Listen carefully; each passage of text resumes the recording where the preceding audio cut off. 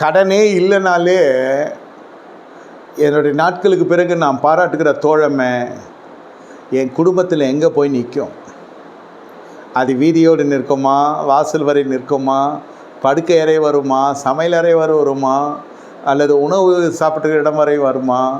இதெல்லாம் நம்ம யோசிக்கணும்.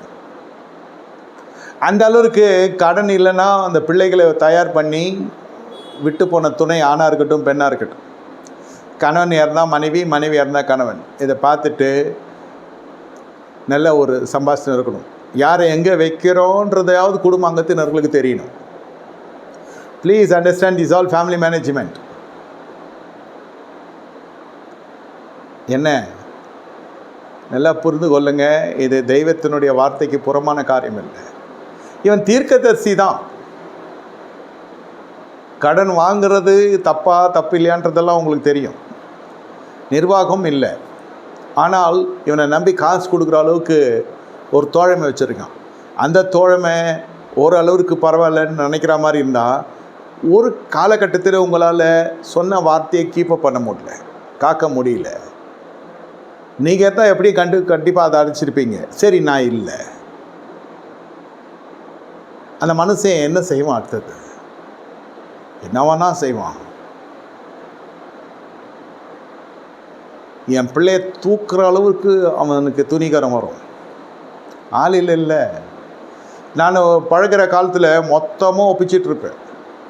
வீட்டு பாடத்தோ மாணவன் ஆசிரியர்கிட்ட ஒப்பிக்கிறது போல் என் மாமியார் வீடு சரியில்லை, மச்சான் சரியில்லை, அவனுக்கு யாரும் இல்லை, எனக்கு சப்போர்ட் இல்லை, எனக்கு தூக்கி விட யாரும் இல்லை, இறக்கி விட யாரும் இல்லை, ஏற்றி விட யாரும் இல்லைன்ட்டு எல்லா டீட்டெயில்ஸ் கொடுத்தா அவனுக்கு நல்லா திறந்த வாசலில் சட்ட உரிமையோடு உள்ளே வந்து இவனுக்கு எந்த பின்னணியும் கிடையாது.